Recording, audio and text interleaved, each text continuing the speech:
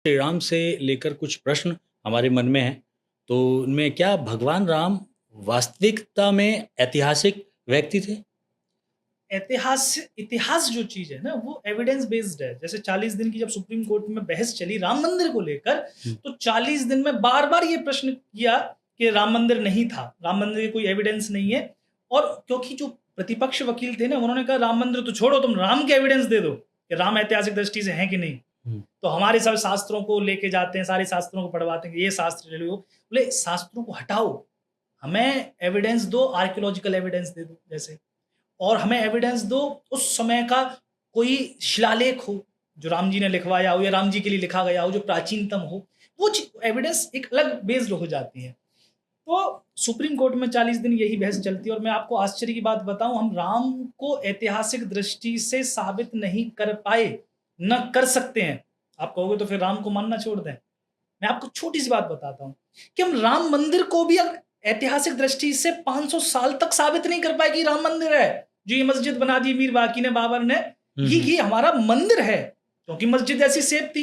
1992 में अगर वो कार सेवक उस ढांचे को न तोड़े, बाबरी ढांचे को, और उस ढांचे को तोड़ने का मैं क्यों कह रहा हूं, क्योंकि ढांचे को तोड़ने के बाद ही वहां पर आर्कियोलॉजिकल एविडेंस निकले कि ये जो है इसके खम्भे जो है, उस पर हनुमान जी की मूर्ति है, महादेव की मूर्ति है, इसमें मकर नालिका है।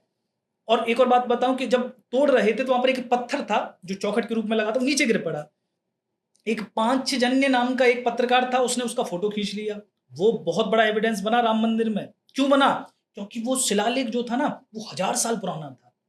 राजा जयचंद को आप जानते, राजा जयचंद के एक दादाजी थे गोविंद चंद, बहुत बड़े शासक हुए। तुर्कों ने जब आक्रमण किया तो उनको हराया, और हराया नहीं, अपने यहाँ कोलू के बैल की तरह लगाया, बैल हटा दी, बोले ये मेरे यहाँ कोलू का काम करेंगे। तो गोविंद चंद्र वो शासक थे, उनके अधिकार में ये काशी और कन्नौज थे। तो उन्होंने अयोध्या के मंदिर को, जो पूरा जो बाबर ने जो तोड़ा था, वो गोविंद चंद्र का बनाया हुआ मंदिर तोड़ा था। उससे पहले विक्रमादित्य ने बनाया था, जी। विक्रमादित्य के मंदिर को बढ़िया तरीके से गोविंद चंद्र ने बनवाया। तो एक शिलालेख लगवाया, उस शिलालेख पे लिखवाया कि ये उनका मंदिर है, जो विष्णु के अवतार हैं, जिन्होंने 10 सिर वाले रावण का अंत कीना है। खुद किया। ये आर्कियोलॉजी का बहुत बड़ा एविडेंस था। लेकिन ये कभी मिलता नहीं आपको, अगर वो ढांचा तोड़ा नहीं जाता तो। एविडेंस आर्कियोलॉजिकल मिले, और उसकी वजह से आज हमें ये राम मंदिर मिल पाया है। 500 साल लग गए, राम मंदिर का हम एविडेंस नहीं देख पाए प्रभु। और 7000 साल पहले तो मिनिमम बताते हैं, जो राम जी की डेटिंग हुई कि 7000 साल पहले मिनिमम थे राम। वैसे तो 14,000 साल पहले अलग अलग डेट निकलती है उनके जन्म नक्षत्र से। हम तो भावना में आके कह देते कि 11 लाख साल पहले हुए। लेकिन फिर भी मिनिमम जो मानी जाए वो तो 7000 साल पुरानी है ना। 7000 साल पहले राम हुए, उनका आज आर्कियोलॉजिकल एविडेंस तो नहीं हो सकता। अच्छा, जो प्रूफ मांग रहे हैं, प्रूफ मिल भी जाए, राम स्वयं उतर के आ जाएं, तो क्या वे मान लेंगे? नहीं मानेंगे। और राम को मानने में इनकार कर देंगे। राम खुद आ जाएं तो भी वे नहीं मानेंगे। और हमें उनको मानने की, हमें उनके लिए प्रूफ मांगने की हमें जरूरत नहीं। हमें क्या भगवान राम के लिए कोई प्रूफ चाहिए? नहीं चाहिए, उनके आदर्श ही बहुत अगर हैं। राम न हो तो भी हम पर कोई फर्क नहीं पड़ता। न हुए हों राम, तब भी कोई फर्क पड़ता है? हमें राम मंदिर दिखता है। कोई हारा हुआ, कोई निराश, जिसके जीवन में सब कुछ लुट पिट चुका है, वो उस देहरी पे जाता है, माथा टेकता, राम जी की उस मूर्ति को निहारता है। उसके हृदय में एक उत्साह, आनंद, एक आशा कि मेरा मेरा मेरे ऊपर मेरा बाप बैठा है, मालिक एक बैठा है, मेरा विश्वास, ईश्वर एक बैठा है, श्रद्धा मेरा कहीं न भगवान कहीं बैठा है। झलकती है, सही तो बात। आस्था है ना। जी। राम ना हो तो न सही, वो दुष्यंत ने कहा ईश्वर न हो तो न सही, पर कुछ तो है दिल बहलाने, कुछ तो है जो हमारे दिल को मन को तसल्ली देता शांति दे रहा है। है, सही बात है। क्या भगवान राम का अवतार लेना विज्ञान की दृष्टि से संभव है? विज्ञान की दृष्टि से संभव नहीं है। विज्ञान की दृष्टि से आदमी का अवतार लेना संभव हो जाएगा। मैं आपको अलग अनोखी चीज बता रहा हूं।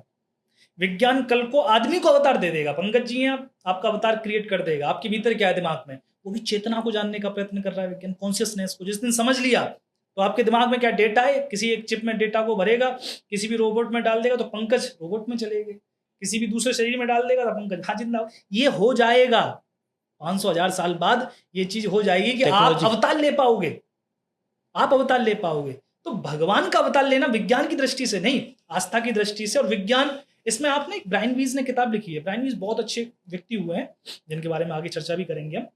तो ब्रायन वीज ने ये कहा है, एक एक लड़की आई थी उनके पास, उस लड़की का जब पुनर्जन्म देखा तो ये पता चला कि वो लड़की का पुनर्जन्म जो था, अब जब वो इस जन्म में आई है पुनर्जन्म से, तो वो दो अलग अलग रूपों में आई है। मतलब एक तो लड़की रह रही है अमेरिका में, एक रह रही है कनाडा में। कनाडा में जो रह रही है वो लड़का है, और अच्छा। अमेरिका में जो रह रही है वो लड़की है, पर ये दोनों एक ही हैं।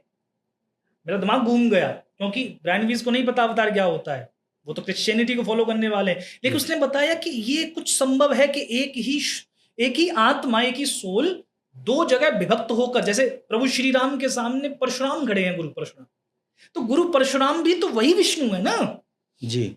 और राम भी वही विष्णु है, एक दूसरे के सामने खड़े हुए हैं दोनों अवतार। इस बात को आप परिकल्पना, जैसे पंकज जी के सामने पंकज जी आकर खड़े हो जाएं आज, जी। समझ रहे हो ना। तो अवतार लेना क्या कहते हैं, बिल्कुल क्या कहते हैं, विज्ञान की दृष्टि से तो नहीं, विज्ञान तो अलग चीजें मानता है, लेकिन विज्ञान अलग तरीके से आपको अवतार दे सकेगा।